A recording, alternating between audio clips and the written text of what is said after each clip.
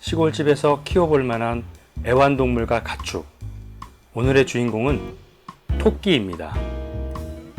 오늘은 결론부터 말씀드려 볼까요? 주말에만 이용하는 시골집에서 토끼를 키우는 건 절대 반대입니다. 아예 생각도 안 하셨으면 좋겠습니다. 우선 토끼를 좋아하는 애호가분들에게는 죄송합니다. 그렇지만 일반인이 시골에서 키울 만한 동물로서 토끼는 그리 적합하지 않습니다. 오늘 토끼에 대한 얘기도 전제 조건은 시골집을 주말에만 갈 수 있거나 평일에도 간신히 한 번 정도 갈 수 있는 환경에서의 제 개인의 경험입니다.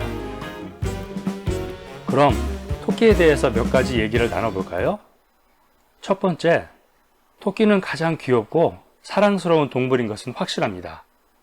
만약 시골집에 함께 가는 가족 중에 유치원이나 초등학교 아이가 있다면 토끼는 그 아이에게 있어서 가장 좋아하는 최고의 동물이 될 가능성이 높습니다. 토끼는 생긴 모습도 귀엽지만 오물오물거리며 먹이를 먹는 모습이나 잔디밭에서 총총거리며 뛰어다니는 모습은 진심 최고입니다. 하지만 토끼는 온리 정말로 관상용입니다.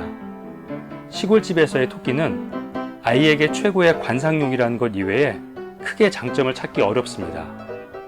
그리고 이 큰 장점인 귀엽고 사랑스러운 것도 토끼가 새끼일 때에 한정됩니다.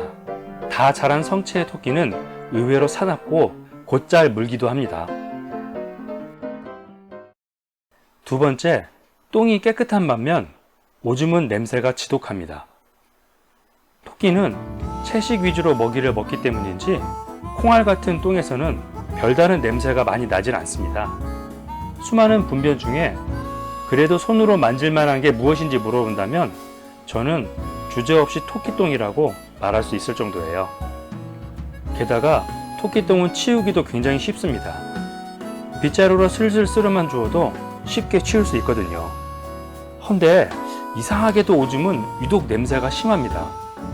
이게 영역 표시 때문인지 아니면 사람이 느낄 수 없는 다른 무언가가 있어서 천적을 쫓는 데 도움이 되는지는 모르겠습니다. 확실한 것은 그 어떤 동물의 오줌보다 토끼의 오줌은 냄새가 심합니다. 어느 때는 토끼집 근처만 가도 헛구역질이 날 정도로 역겨울 경우도 있습니다. 거기에다가 누린내라고 하죠. 시골집에 놀러 오셨던 냄새에 좀 민감한 분이 누린내가 좀 난다고 한 적이 있습니다. 아마 누린내는 초식동물 체질 탓에 어쩔 수 없을 수도 있겠다는 생각이 좀 드네요. 세 번째는 땅을 파거나 나무 등 주변의 물건을 갉아 놓는다는 겁니다.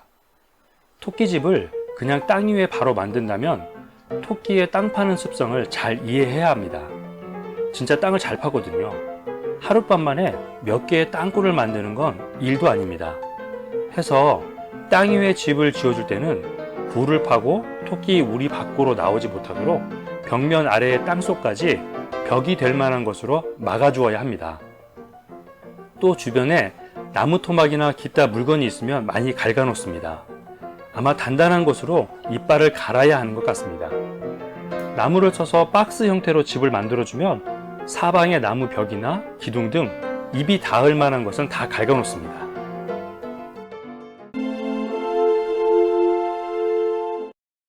네 번째는 무서울 정도로 번식력이 높다는 겁니다. 암수 한 쌍을 놔두면 금세 가족이 늘어납니다. 인터넷에도 한번 검색해 보세요. 임신 기간이 고작 한 달 정도입니다. 새끼를 낳을 때는 별다르게 손을 써주지 않아도 토끼가 스스로 털을 뽑아서 둥지를 만들고 새끼를 낳는 걸 보면 정말 신기합니다. 근데 개체수가 엄청나게 빨리 늘어나요. 마리수 늘어나는 거 정말 감당하기 어렵습니다. 마리수가 늘어나더라도 늘어난 개체를 판매하거나 분양을 할 수 있으면 참 좋은데 의외로 토끼를 시골에서도 분양해서 나눠줄 대상이 별로 없습니다. 아주 오래전에야 집에서 식용으로 닭이나 토끼도 잡아서 먹고 그랬지만 지금 시골에 그런 집은 거의 없습니다. 닭은 일부 그렇다 치더라도 토끼는 정말 없는 것 같아요. 마리수 관리를 미리 예방하거나 아니면 개체수가 늘어나는 것에 대해서 사전에 준비를 꼭 해야 합니다. 5번째는 사료만 먹일 수 없고 풀이나 채소를 적당하게 같이 주어야 합니다. 거의 2, 3일에 한 번은 건초나 채소를 주어야 합니다. 이는 사람의 손이 계속 가야 한다는 거예요. 주말에만 갈 수 있는 상황이라면 토끼는 키우기가 적당하지 않습니다. 그리고 제 경험에 채소나 풀을 너무 많이 주면 수분 과다인지 설사를 하는 등 잔병이 생기기도 합니다. 그래서 풀도 어느 정도는 건초로 주어야 합니다. 6번째는 토끼 스스로 깔끔하게 잘 관리한다는 겁니다. 제 기억에 토끼가 지저분해 보인 적이 거의 없는 것 같아요. 그렇다고 고양이처럼 매번 그루밍을 하는 모습을 본 것도 아닌데 항상 만져보면 털이 폭신폭신하고 매번 깔끔했습니다. 대신 털이 좀 많이 빠져요. 모든 동물이 털이 다 빠지겠지만 토끼는 이렇게 쓰다듬어주면 털이 쓱쓱 밀리면서 정말 많이 빠집니다. 그래도 제 기억에 토끼는 참 깨끗했습니다. 마지막 7번째는 참 조용하다는 겁니다. 토끼도 아마 우는 소리가 있을 것 같은데 전 들어본 적이 없습니다.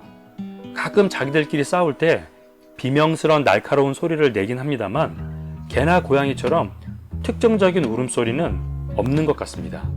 대신 다 큰 토끼는 종종 바닥을 뒷발로 빵빵 두들깁니다. 특히 수토끼는 더합니다. 나무를 써서 박스형으로 집을 만들어주면 바닥을 두들길 때마다 텅텅거리는 소리가 자주 들립니다. 이렇게 시골집에서 토끼를 길러본 경험으로 7가지 내용을 말씀드렸습니다. 다시 정리를 해보고 누군가 다시 나에게 토끼를 기르는 것에 대해서 묻는다면 다음과 같이 말씀드려야 할 것 같습니다. 토끼는 키우지 않겠습니다. 만약 제 어린아이가 토끼를 너무 보고 싶어 한다면 동물원이나 마트 등에 가서 보여주는 것으로 대신하는 게 좋을 것 같습니다. 매일매일 들여다보지 못하고 주말에만 가야 하는 시골집에서 토끼는 키울 수 있는 환경이 되지 못하는 것 같습니다. 그리고 시골의 모든 가축을 생산적이냐 아니냐로 구분짓는 건 아닐 수 있지만 그래도 생산적인 부분의 유무로 토끼를 보면 전혀 생산적이지 않습니다. 그리고 이제 시골도 많은 집에서 토끼는 보편적으로 키우는 가축이 아닙니다. 소나 돼지와 같이 좀 더 전문적인 목적과 환경을 갖춘 곳에서 키워야 하는 가축으로 봐야 할 것 같습니다. 이상 토끼에 대한 제 경험과 의견이 조금이라도 도움이 되었으면 좋겠습니다. 시청해 주셔서 감사합니다.